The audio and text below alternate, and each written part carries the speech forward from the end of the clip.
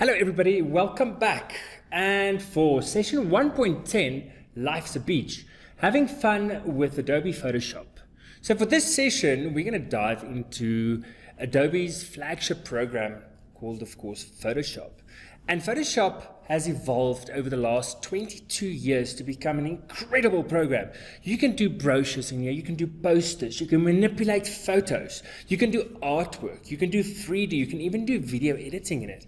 So if it comes down to it, Photoshop is probably the best bet for being able to literally do anything.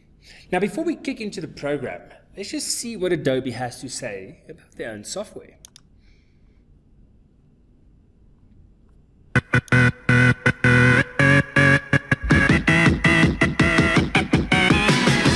Once upon you could walk the walls, you could take a fall, you could. Long before you took a proper job, you could talk the talk, you could.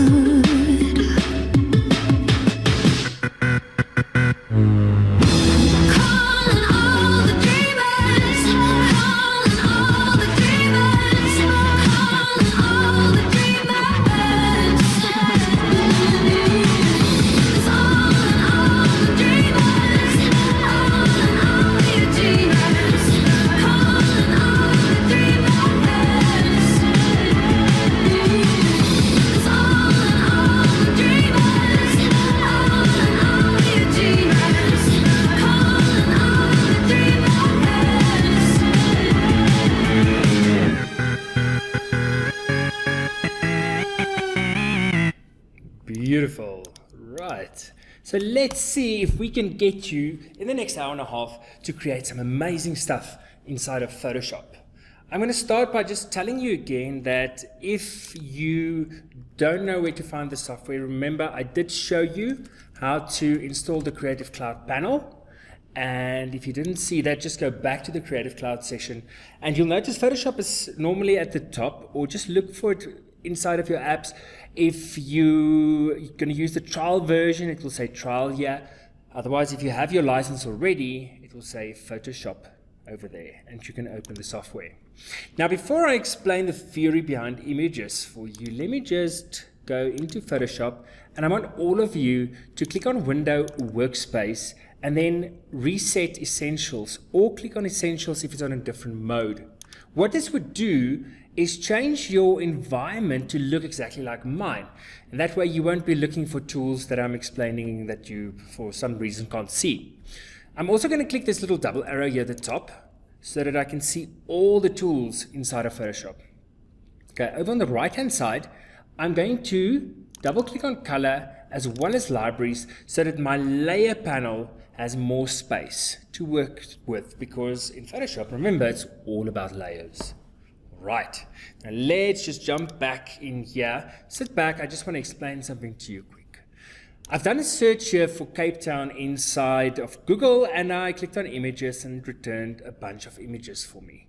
Now, what I want you to understand and start thinking about is these little numbers here at the bottom. Okay, now those numbers mean something. If I were to click on this image and I said view image and I were to save this off, and I'm going to save it on the desktop as Cape Town,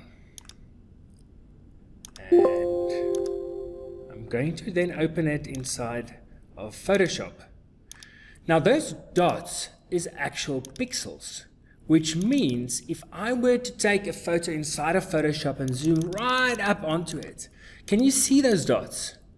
There they are. But you can also notice that each dot only has one color. A pixel can only be one color, but dependent on the resolution. In other words, if we make these dots smaller, then it looks like an image. And that's the principle behind any photograph. Okay, and we call this bitmap images. Okay, it's normally images that's been taken with a camera, or it might have been taken with your phone, and those images has a certain amount of data, and all those dots is that data. Right, now I'm going to jump back over here into my web browser, and just explain a little bit more. Now you'll see some of these images, for instance, has a lot more of these little dots. There's, for instance, 1,200. There's one of 1,200 again. There's 900. That's very little. You can always think of it this way. Anything below 1,000 is not going to be worth printing. It's because it's going to be too small. And we get this all the time with our clients. They say to us, "Ooh, but you know, this image is huge on screen." And then we say to them, it's not high resolution enough for us to use it inside your material. Because remember, this is on-screen graphic. It's not a print graphic. When it comes to print, think of those dots. They need to become smaller in order for the image to become more crisp. If you understand that, we're 80% of the way. Okay. Now, do not choose Google Images for commercial work. If you're going to make money out of what you do, don't use these. Remember, there's metadata inside these files, so you can be tracked and you'll end up with a lawsuit if you use these. So let me show you some sites where you can find images. The first one is 123RF. And this is a beautiful stock site. They've got over 88 million images. And if I were to say here, Cape Town,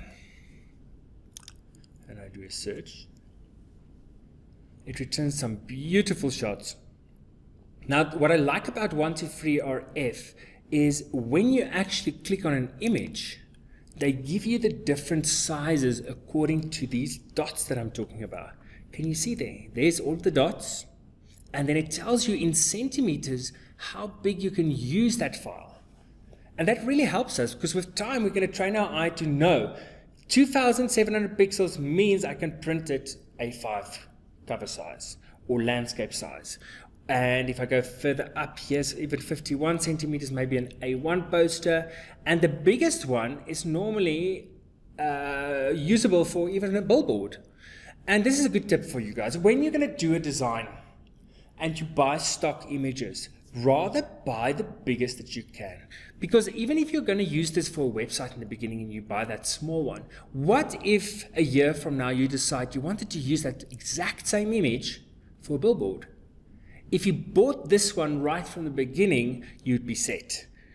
All right. So rather go for the biggest one you can possibly get and buy that image. In this case, it's about $10 per image. If you go, for the smaller ones, it's normally $1 for a credit.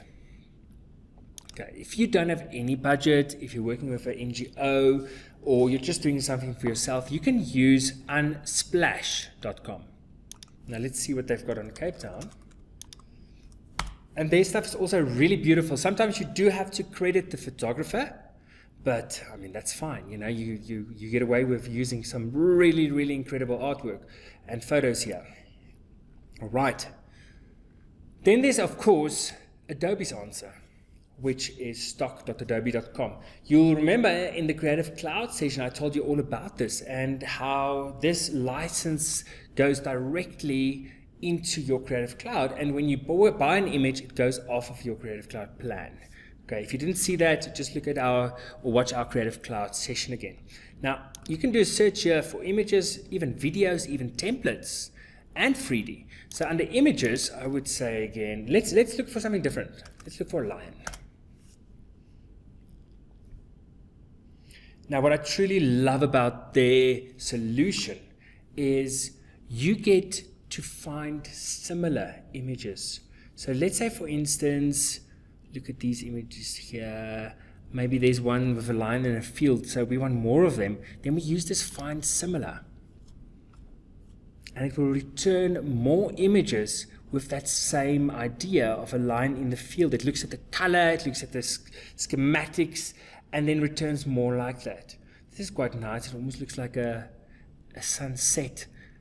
And if I do find similar again, it might return even more images with that same color cast. Okay, not quite, but you get the idea. So it's a fantastic stock library. And remember, it syncs with your Creative Cloud license. So if we were to pick an image here and it opens up, I can save a preview straight to one of my Creative Cloud folders. Okay, there's all of them. And I can then access that, just that preview inside of Photoshop and work with it, and then actually license it from inside Photoshop. You never have to come back here and buy the image again. You can just continue working. If your client is happy, you license the image inside Photoshop, and you're good to go. Okay, so without further ado, let's dive right into this fantastic program. I'm going to reset it again to Essentials. And I want you to do this with me and watch the process first. I'm going to go to File Open, and we're using the files from your example folder.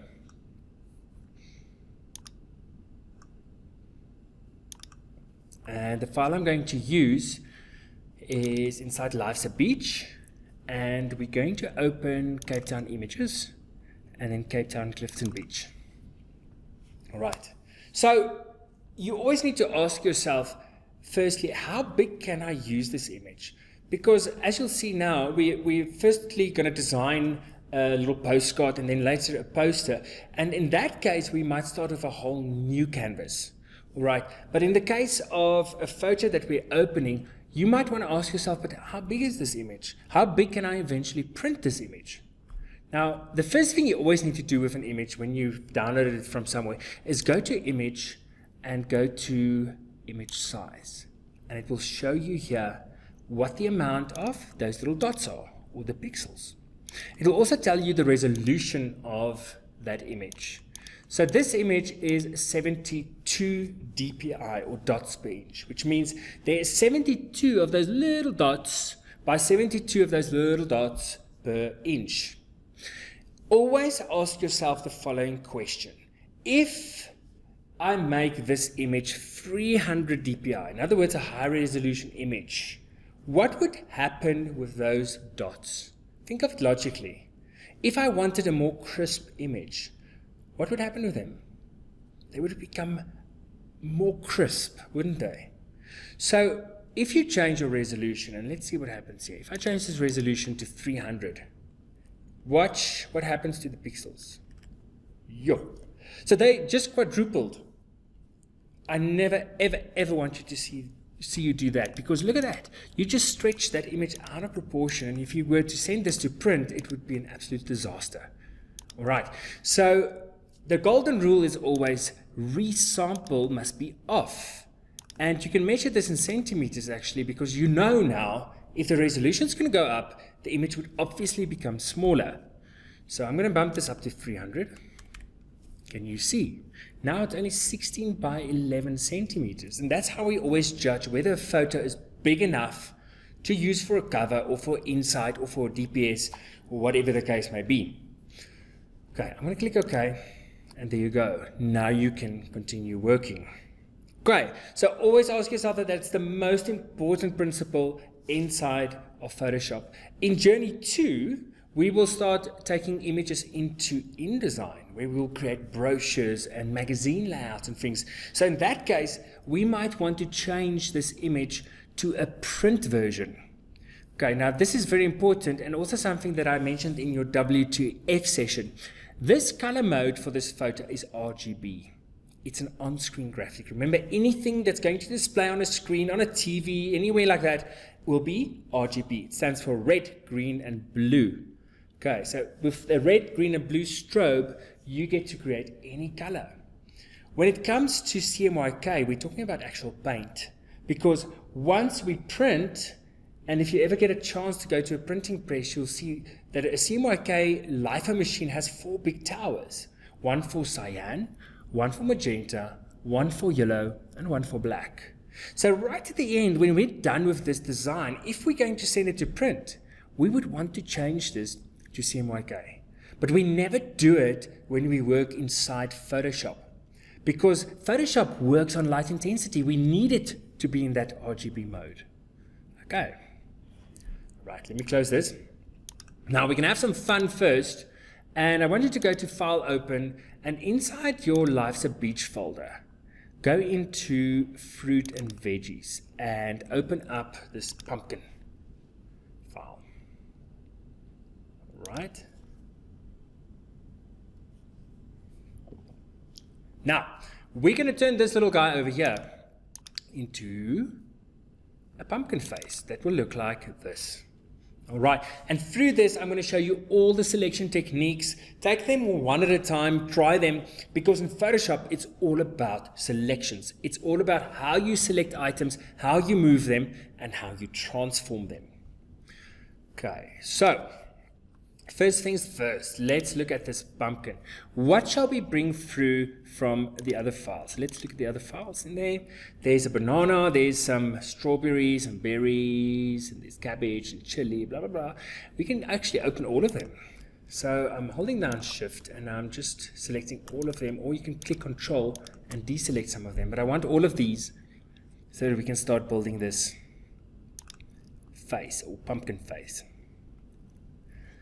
Now, when you open multiple images in Photoshop, just be aware that this little arrow will appear.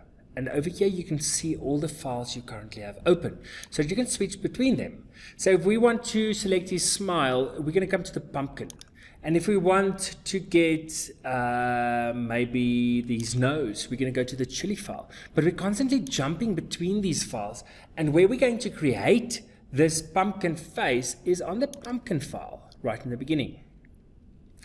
Now, what you also need to remember is you're working now in a JPEG at the moment. But if we work in Photoshop and we start composing an image which consists of different layers, then we're going to work with an open file. And this is known as a PSD file. So let's start by saving Mr. Pumpkin Face as a PSD. I'm going to say save as. I'm going to save it over that example file of yours and call it pumpkin face. And make it a PSD over here. There it is. Okay. This is also known as your open file. Okay. And the open file means you can come back to it and you can make changes to it. Now, bear in mind, it's incredibly important to understand that everything we bring into this image goes and sits on its own layer. Okay, there's your layer panel. Now, at the moment, it's saying there's only one background layer, and we know that because the pumpkin's on that layer. Every time we copy something from a different file, it will go onto a new layer. And it's good practice to actually just name those layers as you go along. So let's start with the banana. Let's bring in his mouth. And the selection techniques that I'm going to explain to you, they're all in this toolbar over here. Now notice that when I click on the toolbar, can you see the property bar at the top will change according to the tool that I've got selected. So if you want more options for a specific tool, just click on any of them and you'll see all those options up there. I'm going to start out by showing you all four of these and also these three over here. And then these two. And most of the time, you will use those to do your selections. Remember, it's all about getting the selection perfect so that we can take it through to our main design. All right, let's look at what this first one does. The rectangular marquee, if you click, hold in and drag, it creates a selection. Is this perfect for the banana? Not really, because we know we're going to end up with all this white. We don't want that white. Now, Control D or Command D on a Mac is to take that selection away. Look again, I'm clicking and I'm dragging and it makes a selection. Can you see how these little guys move here? We call them the marching ants because there's a selection on that file at the moment. If I were to Control D it, it takes it away and I can make a new selection. Let's look at what else is in here. There's an elliptical marquee. Will that work here? No, because that makes a circle or an oval. Not perfect for this situation. The single row and single column I very seldom use because that literally just selects a single row or column of pixels. And then we have, of course, the lasso. And the lasso, first one on the fly out, you have to have quite a steady hand, which I don't have. And if you drag right on the edge, oh, terrible. But you'll see if you close that path, it will eventually have a selection. Control D, that wasn't a good solution. Let's try the polygon lasso. And this one works by clicking, click, click, click, click, all around the object. So this is already better, but you know, we've got this sort of rounded area on the banana, so it's not ideal. Let's undo. The next one, the magnetic lasso, is quite interesting. It looks at the color contrast between two colors, and if I click and I hold in my mouse, look how beautifully it picks up that line between the two. And I can go all the way around. Oh, that's a stunning selection technique. There I might have missed a little bit. It doesn't matter. Okay, Control D again. Let's look at this one on this flyout, and it's the quick selection tool. Now this one was introduced in CS4, and it's an amazing tool because it also looks at what you're actually clicking, and it's a bit intelligent, and it would say, aha, he wants to select that banana. Right, so most of the time you will use this tool. It's really a powerful tool. Now what if you do this? What if you click and you drag and you accidentally go over? Uh-oh. Remember, any tool in Photoshop is reversed by using the Alt key on your keyboard. So if I press Alt and I go slightly back towards it, that edge of that circle must never go over the element again. Can you see how I'm detracting from my selection? And voila, now I've got the mouth selected. I'm going to use Control C or Command C, Control V or Command V to paste on the other document. And there you go. Notice when I paste into this document, can you see there, it's put it on its own layer. And I can even double click on this layer and call it mouth. Then I know what's on there, because remember, your designs might become quite complex. So the more you copy into this file, eventually you'll have 50 or 60 or 70 layers. So you would want to name them properly. Okay, so now we have the mouth. Let's go and see what else we can bring in here. The banana, we're done with you. We can close that. How about these? Now, I might want to use them for the eyes. Let's use this little blackberry here. No, not blackberry. I'm going to copy this one. And paste it over here. And that might be one of the eyes. Right. Now, notice again, layer 1, I could have called this left eye. There you go. Now, this is way too big. That eye is way too big. So I'm going to use Control T or Command T. Oops, sorry, wrong layer. By standing on that layer. Remember, we need to tell Photoshop which layer we're talking to. So on that left eye layer, Control T, and you get these bounding boxes around your object. And if you take any of the side or the corner ones, you can actually resize that element. Now, important to try is to hold down Shift when you do, and you'll see it's proportionate. Otherwise, you might squash that element that you want to use for the eye. Okay. Once you're done, you press Enter, and it applies it to that transformation. Now we've got one eye, but we want another eye on the other side.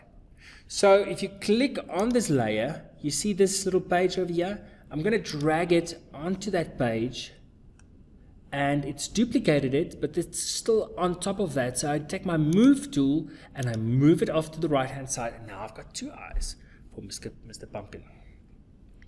Okay, this one I want to call right eye. Okay, what's next? Let's go and see what else we have here. How about there's a veggie fruit smile? How about we use carrots for the back of the eye? That could look quite cool. So I'm going to use my quick selection tool again. Select the carrot, Control C, copy. If you don't like the shortcuts, you just go to Edit, Copy. You go to your other document and you say Edit, Paste.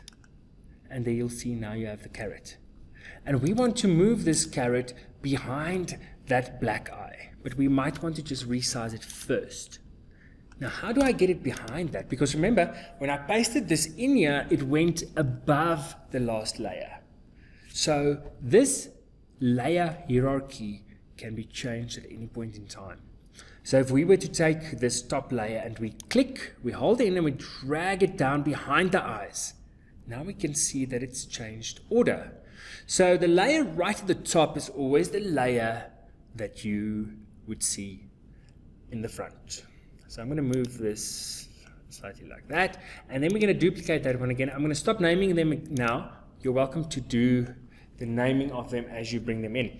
Now, you'll notice that I can actually bring all 4 of these layers down together because the eyes are a little bit too high now. So I can do a selection. I'm holding in shift and selecting all 4 of them. And then if I take my move tool, I can move them together. And there you go. All right. Now, let's go look for the nose, which is the chili. We're going to click onto the chili file. And we're going to use the quick selection. We're going to go over here. And it does a beautiful selection of the chili. And I'm going to Control C to copy it. And then go over to pumpkin face and Control V to paste it. Again, you can use edit copy, edit paste. Now, it's brought the nose in, but I want to rotate it. So, what is my command to transform? It is, of course, Control T. And now I can go just outside this element. There's a bounding box. You'll see as you move outside of it, you can click and rotate this element. So we can make that nose sit in the middle of the face. And of course, remember my shift trick, hold in shift on the keyboard, drag any of the side handles, we can bring that nose into proportion. And voila, we have the nose. So next, we want to bring in some hair for this guy. And we're going to use the cabbage for that. But we don't want the whole cabbage. Okay? So remember that trick where I showed you to detract from a selection? So I'm going to go over and do a selection here. And then I'm going to hold in Alt to reverse the function and take this part of the selection out. Okay? If you mess it up, don't worry. It's just for practice. And now I've got a bit that I can use for the hair. Again, I'm going to edit copy it. I'm going to go back to my pumpkin face and I'm going to edit paste. And there's my hair. Now you'll notice this little thin line came in with it. Don't worry about that. We can always delete that. Now I'm going to use transform again because we want to make this slightly bigger. So there's a nice bit of green hair there. And we can even rotate it slightly if it doesn't fit perfectly. And press enter and voila. So on that layer, let me just move this down a little bit more. Can you see that with my selection, a little bit extra cabbage came in? Don't worry, you have this erase tool. So on the erase tool, if you hold in your mouse, you've got 3 options. And the erase tool can erase those pixels. But remember, with any tool in Photoshop, always look at your property bar. Look at all the options there. And we want to set the size of that eraser, because the bigger the size, can you see, the bigger that eraser will be. So this is a more or less a fine size. I'm going to click back. And as I click and drag over these pixels, can you see it's deleting them? So anything that you bring into another layer, you can delete by using the eraser tool. Right, next, let's bring in the ears. And the ears is half an orange. Okay, so there's the orange. And I'm going to select the whole orange, but instead of using the quick select tool, I'm going to use the quick select tool to select the white. So as I go around the white, can you see it's selecting everything that's white? Is that what we want to copy through? No, because then we'll just have white on the other side. So sometimes you have a very good contrasting background. So you can use that contrast and you can pick all of that color up and then inverse that selection so that you only have the orange. So I'm going to go to select and inverse. And look at that. A perfect selection. Now we only want half of this orange. What was my command to detract from a selection? Yes, it was Alt. So I'm going to use my rectangular marquee to deselect half of this element. And I'm going to do that by holding in Alt and dragging over half the orange. Wow, look at that. Now I have a perfect left ear. So I take my move tool, go edit copy, go back to my pumpkin face, and edit paste. And there's my ear. Way too big, of course, but don't worry. Control T, transform. I hold in shift, I bring this down, and I fit the ear neatly onto Mr. Pumpkin Face. And enter. Okay. Now, lastly, we want to put another one of these on the other side. But the problem is we're going to have to do a reflection of it. Now, in Photoshop, you call that a transform. So I'm going to pull this layer down, drop it onto this page. You know that page by now. And you'll now see there's a duplicate layer of it. So this specific orange now needs to flip. Is it vertical or horizontal?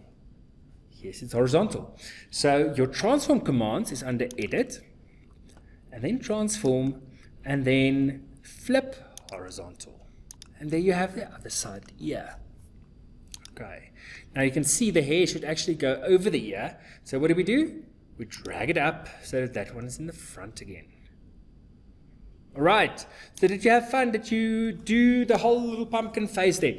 I want you to actually go now and do your own face. You know, use all these elements, create your own little pumpkin face, have some fun, try this copy paste. There's a different mouth for you, there's another mouth, and you can use any elements here to go and create a cool little pumpkin face. Okay, this takes a bit of practice with your layers, but you know, if you get this right, this is all that Photoshop is. It's manipulation of layers. It's about selections. It's about getting your selections perfect. All right, have fun. Now, I'm going to continue on with your second option or your second example, and we're going to create a little postcard. So let's say for a moment that we in Cape Town and we want to create a postcard of what we did there, and we're going to use these images in the same folder, Life's a Beach, and it's the beach folder, and we're going to use this girl over here and Table Mountain from Bloberg, those two images. And let me just show you the end result. We're going to use these two images to eventually create this. Alright, so with this session, I will explain to you text. I will explain to you layer style so that we can get these drop shadows in there. I'm going to explain to you how to look at a photo and to fix the color. And then also how to use layer styles for instance, a border. And of course, we want to bring this little girl so that she looks like she's actually standing on the beach. So again, remember, the rule is you have your files that you opened, but whichever one you're going to use for your design, don't save it as a PSD, because then we have an open file to work with. So again, I'll go File, and I'll go Save As, and I'll go and make this into a PSD document. And let's call this Girl on Beach. Voila. All right, now look at this image first. I want to explain a principle of imaging to you. If you have a trained eye, you would have told me immediately that this image is slightly washed out. Maybe it was the time of the day, maybe it was the environment in which it was taken, but in Photoshop, we can always judge an image according to what we call the levels inside of the photo. So if we were to go to Image, and we go to Adjustments and we go to Levels, it's showing us a digital representation of where the colors fall inside this image.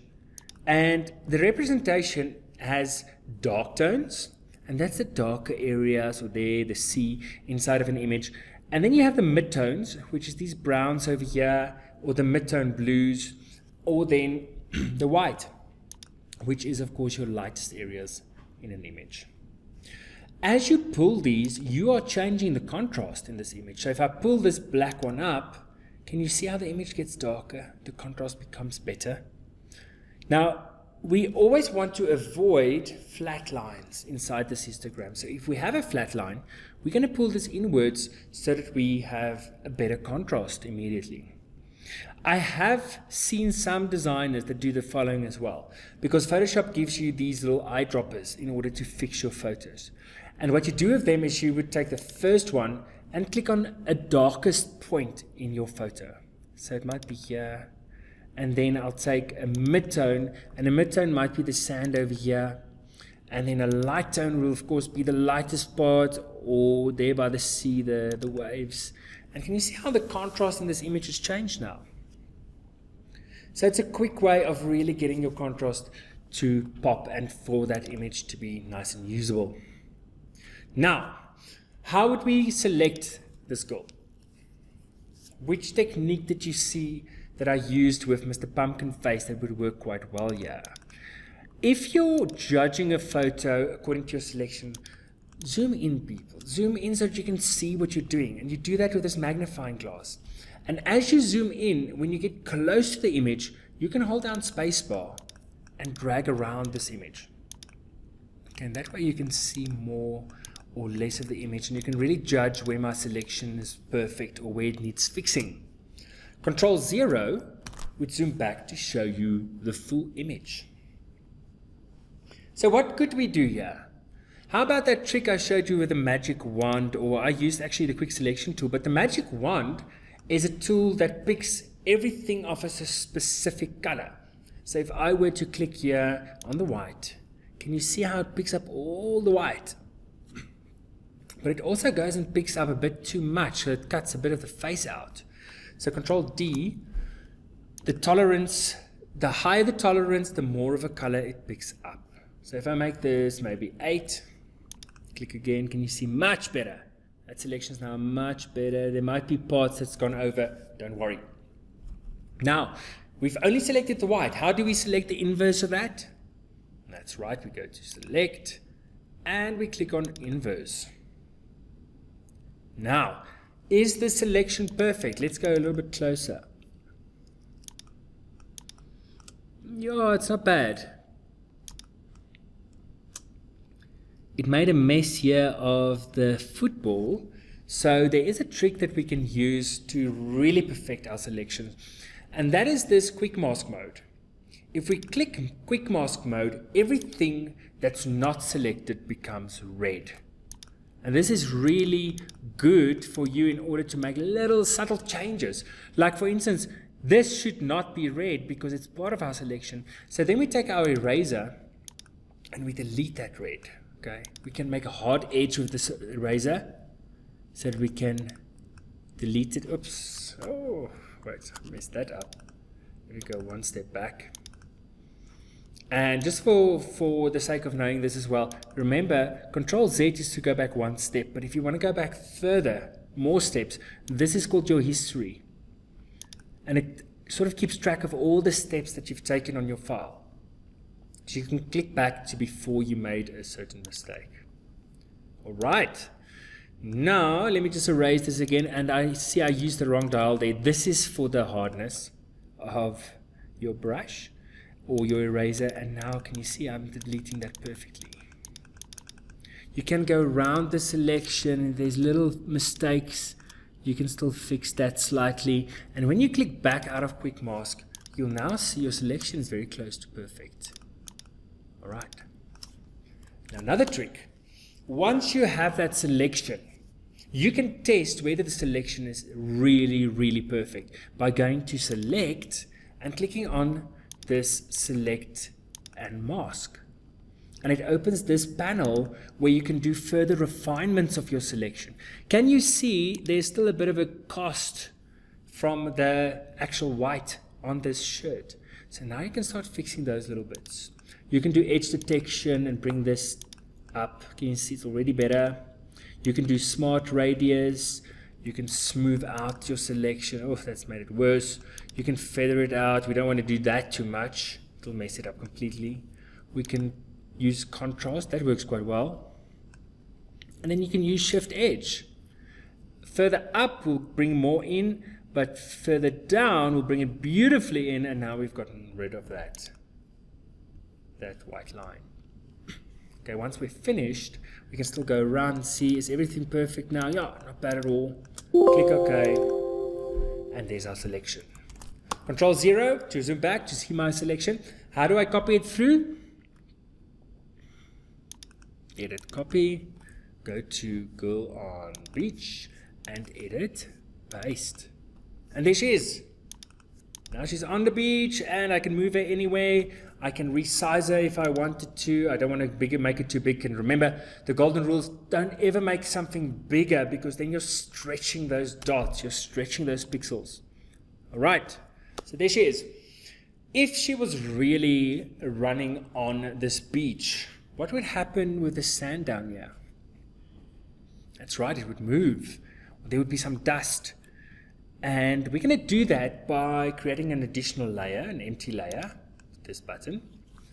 And I'm going to pick a color from the beach, which is one of, the color of a sand there. And then I'm going to use the brush, this one over here. And I'm going to set the size of the brush and give it a soft edge.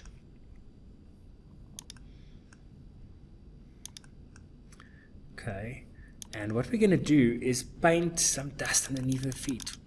She's kicking the sand up there and she's kicking the sand up there. Okay, it looks quite fake. Don't worry, because we're going to drop this opacity. And the opacity is the transparency of that layer. And there you go. That looks quite realistic. Okay.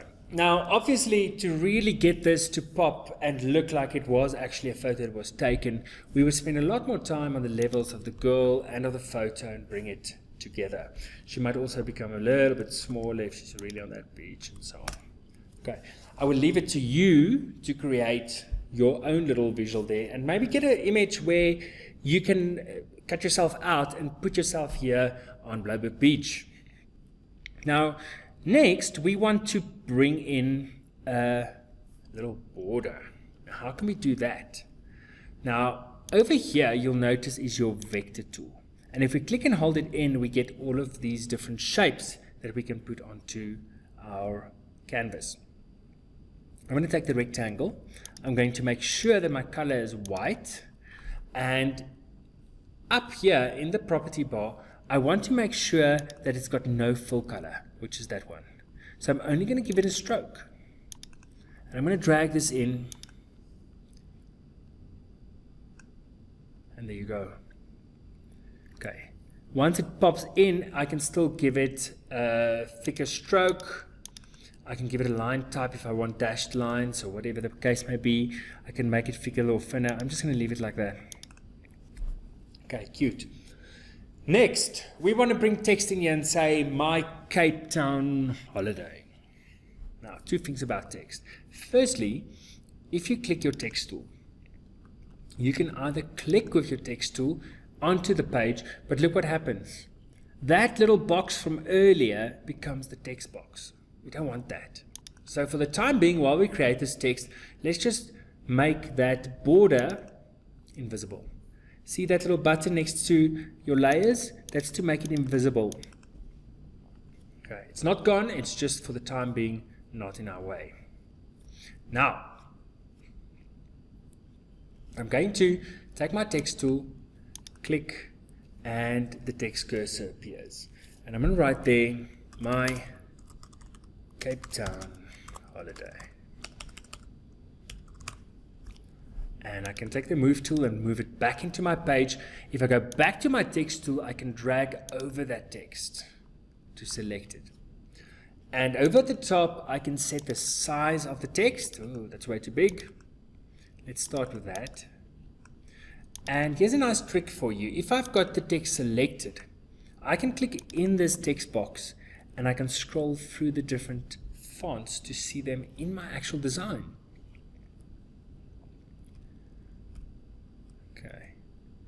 So now you can find a font that would work well with your design. I'm going to go for impact here just so that you can see this properly again and that it's a font that all of you have, but you're welcome to use your own font. Now, you also have some additional options for what we call your characters, and that's under Window and Character. And here's all the settings to make the size bigger. This is to change the space between characters. You can even make it minuses to make them fit really closely together. Then you have your horizontal scaling. You can make this 150 and they would that would stretch the font. You can make this 150 on this side, and that will stretch the font on the landscape. You can make all the characters uppercase or bold, and then you've got italic, you've got all uppercase, you've got small caps, you have superscript, you have subscript, you have underline, and you have strike through. And you can have multiples of them selected, of course. Now I'm going to make all the characters uppercase, and now I've got my text ready on my little postcard. Now I can move this, and Control T was to transform something, remember? So if I use Control T over here, I can transform that text, and I can hold down Shift and make this bigger or smaller still. And that way I don't have to select all the text again in order to do so. Alright, and there's my text. Next, I want to put sort of a drop shadow on that text. And I also want to put a drop shadow on that rectangle. So let's bring that rectangle back. And there you go. So any layer in Photoshop can have what we call a layer style. And the layer style is things like drop shadows or inner shadows or bevels. And I can honestly tell you, just use them subtly, because too much or too many of them can start look sort of really tacky. So I'm going to double click next. Can you see next to these layers, that gray area? I'm going to double click over here. And there you go. It opens up the layer style panel. Now, very important to remember, these are all the effects that you can have.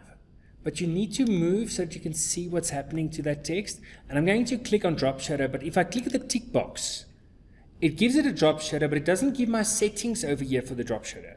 You still have to click on drop shadow to get the settings for that specific effect.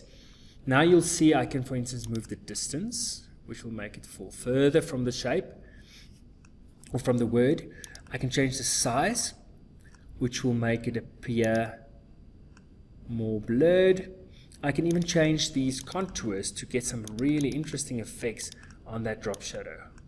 Alright, now I'm going to do a normal one here. I want you to experiment a bit and do some cool stuff there with your effects. You can also now, if you want to give it another effect like an inner shadow, click on inner shadow, but click on the settings for inner shadow as well, and then go and play around, and you'll see you start creating this sort of inner shadow effect over there.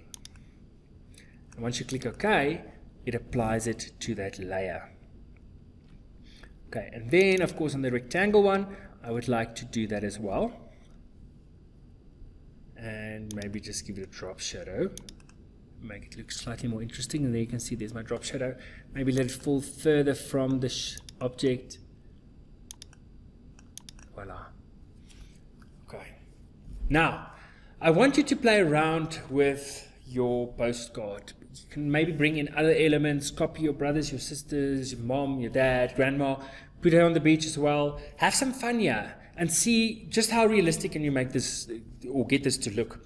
And then right in the end, I want you to take some time to play around with filters. Now filters is this whole menu up here. And there's some amazing things that you can do with filters.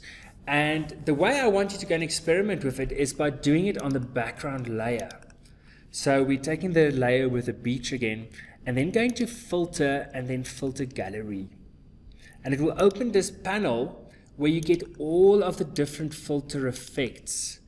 And how you will experiment with them is by clicking one and then looking at the settings over here. And you can play around with the settings to get a more pronounced effect, or to bring it down and bring it up. And there's really some incredible things here. You can make it look like a painting. You can make it look like it's seen through glass. You can diffuse glow. You can make it look like patchwork or stained glass, and then you can increase the size of these cells and the borders, and you can really get some very, very interesting effects. I once knew a guy that did artwork through filter upon filter upon filter, and his work was exquisite. And he would print these as sort of 3 by 4 meter canvases and sell them for a lot of money, because if you really work with filter upon filter, you can eventually get some really nice abstract art. So you'll see this almost looks like it's been painted on a canvas now. And we can even go back and apply more filters. So every time we go back to the filter gallery, it will apply another filter effect. So maybe we can do patchwork on this one and so on. All right, now it's starting to look a little bit crazy, but you get the idea. So go play, see what you can come up with, and in a moment we will start with the movie poster, and we're going to combine everything that you've seen to create a really cool movie poster. And let's close these down. And for your movie poster example, I'm going to open up this movie poster file and just show you first what you're going to do. Now this example came through from the Photoshop Advanced magazine, and I just want to give them some credit here because I'm using their images. And let's look for the Photoshop Advanced magazine. And this is really an incredible magazine. If you like Photoshop and you want to get more into it, there it is, advancedphotoshop.co.uk. Go buy their issues, but you'll see here, for instance, here's some images of their covers. They have incredible stuff in there, and you normally get the files as well, and you can play around with the files inside the tutorials. So we're going to use their files, and we're going to design this whole movie poster, and I'm going to take you through every layer one at a time to see how we're now combining everything that we've done. All right, so let's get started. All right, so let's look at this poster over here. Can you see in my layer panel, I've got a lot of different layers, and I've brought in different elements from different files. So all the selection techniques I showed you earlier in the session, you're going to use all of them. You're going to decide what is the best way, and I'm even going to show you some more advanced tricks here. Now, you'll see that all of these layers are separate. So they've all been cut out from another image. And I'll take you through it step by step. We're going to start from the back in the wall, then bring in this guy, then bring in the girl, and so on. I'm going to keep this one open. Now, inside of your movie poster folder, there's movie poster, you can open all of the files except, of course, that spy poster. So don't open that one. That's the result. And it will open all your files like we did this morning or earlier with Mr. Pumpkinhead. And if you click on this double arrow, there's all of the different elements that we'll use. Now, firstly, we need to set up a new document in order to create this final poster. So I'm going to go this time not to open a file, but to File New. And it opens up this dialog where you can open a new file. Now, because my screen resolution is quite big, I can't see the side here where you can insert the values. But the values you need to insert is 72 by 1,400 width by 1,600 height. Now, I can't get to that, so what I'm going to do is open a file here, and just any preset really, and I'm going to go back in here to image canvas size and change it over here so that I have the correct dimensions. So you can do it straight out from the new screen. I'm just going to set it over here, and voila, now my canvas is big enough. Control 0 to zoom back, and this is where we'll design the final spy poster. So I'm going to go to File, Save As, and let's save it inside our folder. Let's call it My Spy Poster.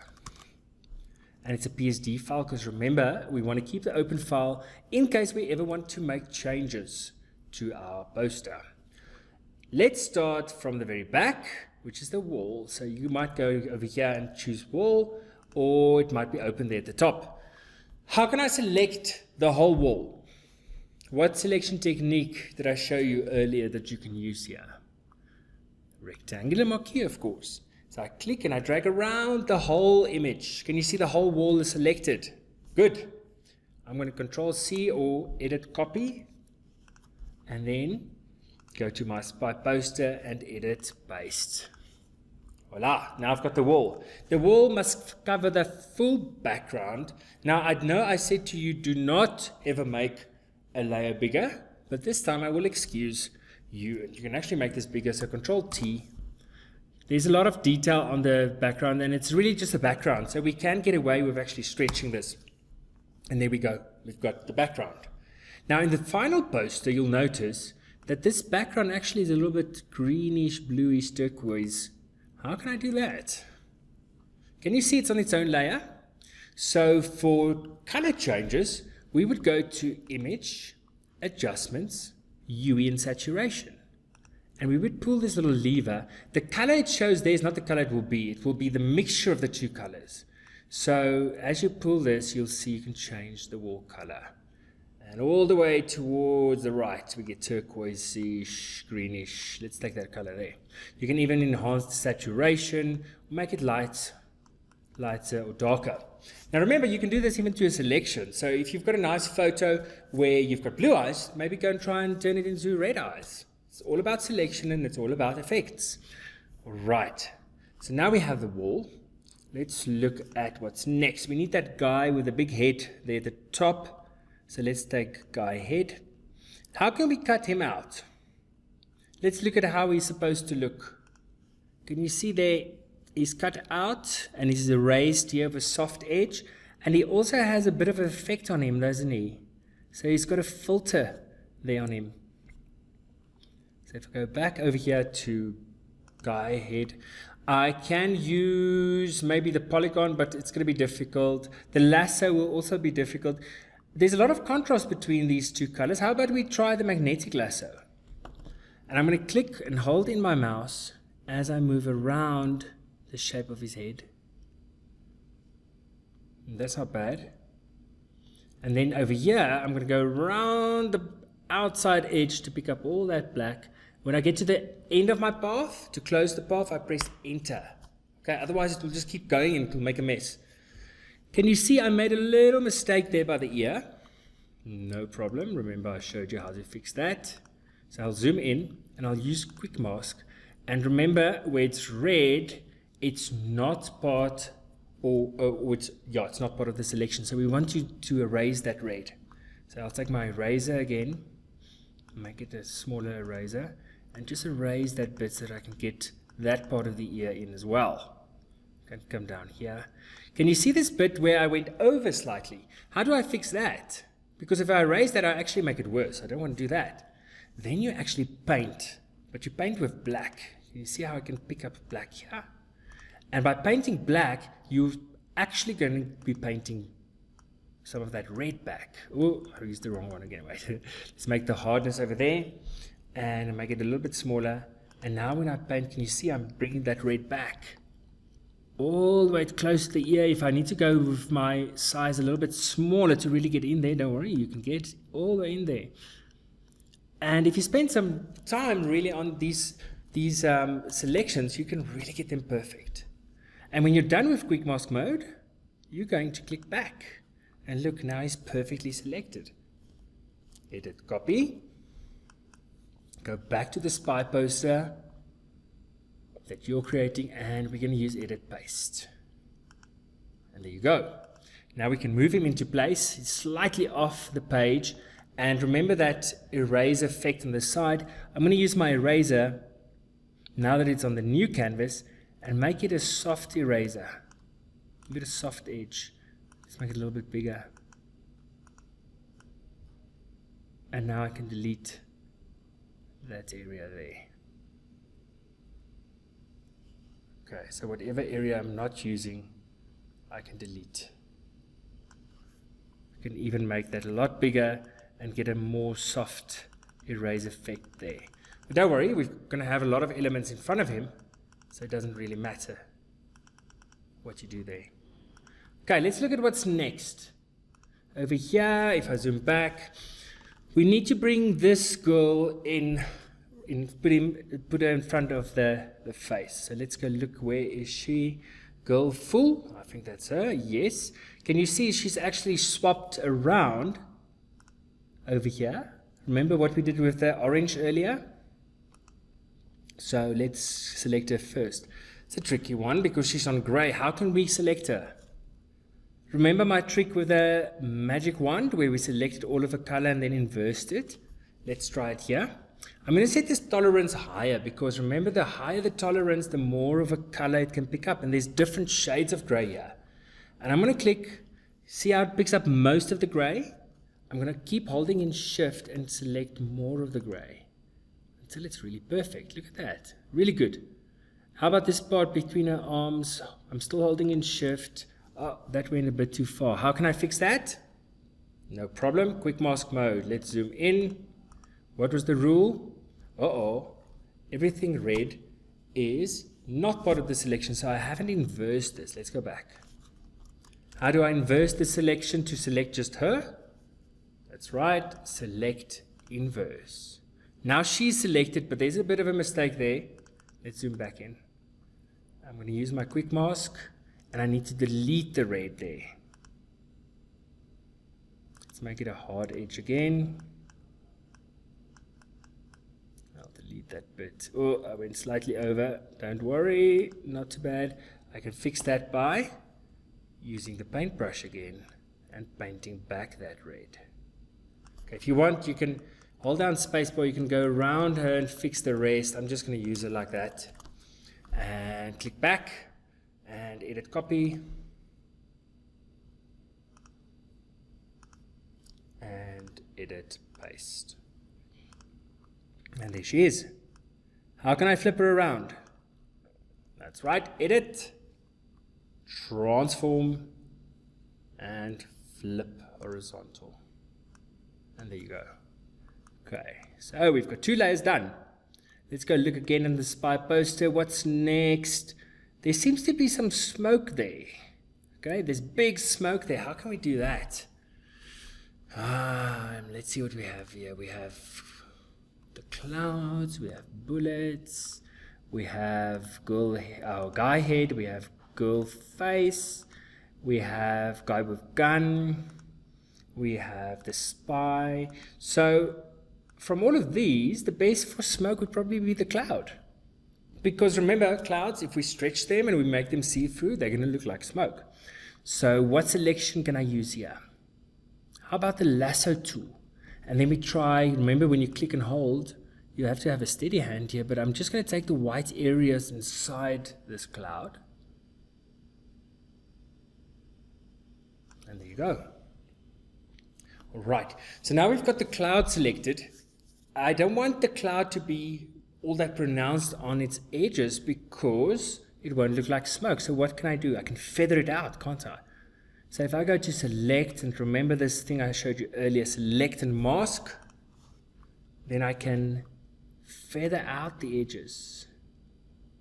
And look at that, now it's a nice soft edge. Okay, not too far, because then we'll lose exactly what we actually need. But that's okay. I'm going to click Control C or edit copy, go back to my poster, and edit paste. Oh, it's very small. No worries. We want it small because we want to stretch it so that it looks like smoke. Control T to stretch. And we can still make it rotate a bit. Nice big smoke there. And enter to apply. And duplicate it. Let's bring in more smoke on this side. Control T and rotate it. Like lots of smoke. And enter. Now it still looks like clouds. So what do? We drop the opacity of these layers to make it see-through, like it looks like smoke. All right. And there you go. That's closer to what we want. I do see we forgot to put a filter on that guy at the back. Remember in this poster, he had a slight filter on him. So let's do that. And I just click back to that layer and go to filter, filter gallery, and we can give him a cool effect. Let's just use that. Let's use watercolor, and that's it. Okay, who's next? This girl over here. Remember, we're working from the back forwards. So let's find her. Where is she? There she is. She's also been flipped. How can I get her out of this image? Again, the magic wand. See how it beautifully selects all this? I'm going to do select inverse. And now we have her selected. We copy. We go back, or we say edit copy. And we go back to our poster. And we use edit paste. And there she is. Uh-oh, she's behind the rest. We wanted her in the front. Don't worry, drag it to the top. And there she is. I want to flip her around. So edit, transform, flip horizontal. There you go. She's there. Let's see what's next.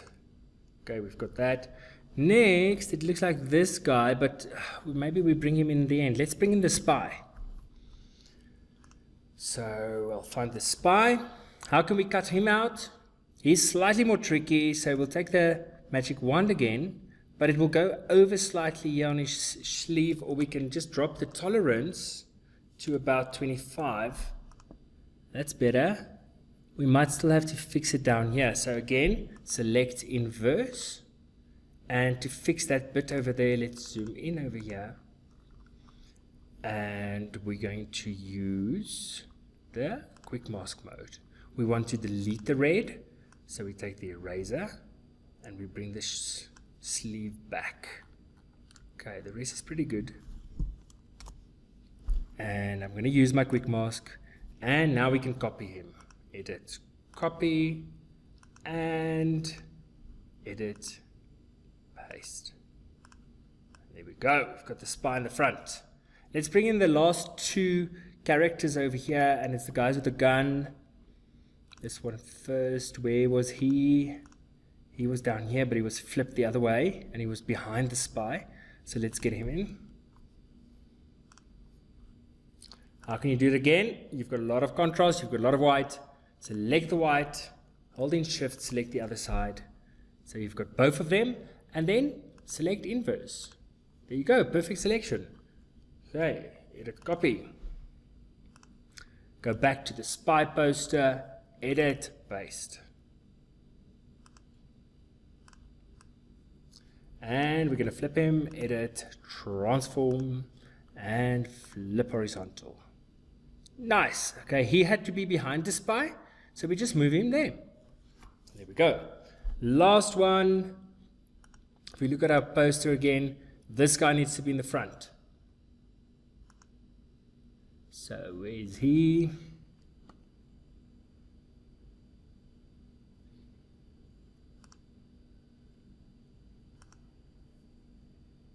There, he's called Binoculars. How can we select him? Again, magic wand. Select this area as well by holding shift. We select that inside area. And then select inverse. And copy. Or edit copy. And then we go to our spy poster. And edit paste. Nice. Okay, he's supposed to be in front of the spy. So we just move this layer up and snap it above the spy. Lastly, we want to bring in some text, and we want to say the spy there, and we want the bullet still. And then of course there's a layer style which will give it this gradient, and there's also a black box behind it.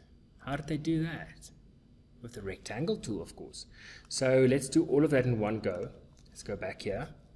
Now I'm going to do the text first, because remember, when we create that rectangular box and we click the text tool on it, it's trying to be a text box, and that we don't want. So we're going to take the text tool first and just click it anywhere on the canvas, and you'll see a new text layer will appear, and we'll write there, the spy. Don't worry if it's the wrong color, we're just going to select it again and make it white over here. And I'm going to make it Broadway font. Now for my Mac guys, you might not have Broadway, so just use a nice font that you have there, and we'll move this in place. Remember, it might not be the right size. How can we change that? We can select it and then change it over here, or we can use Control T. Remember, Control T, you can make something big or small if you hold the corners. So about that size, I'll drag it down here, press enter to apply, and good. We've got the name of the movie. Next, let's bring in the bullet. Again, I've got a white background, so I can click on the white background and select inverse. And now I have just the bullet. I'm going to copy and go to my spy poster and edit, paste. And there's my bullet. It's supposed to be a lot smaller. And I put it behind my text. I drag it down, put it behind my text. And there you go.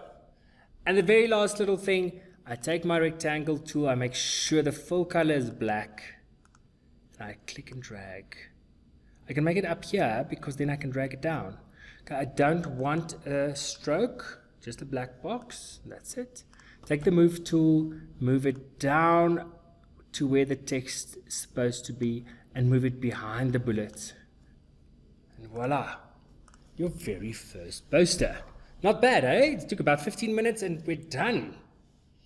And with that, you saw some very advanced techniques as well, but it wasn't difficult. It was just all about getting those selections perfect. Okay, so your turn.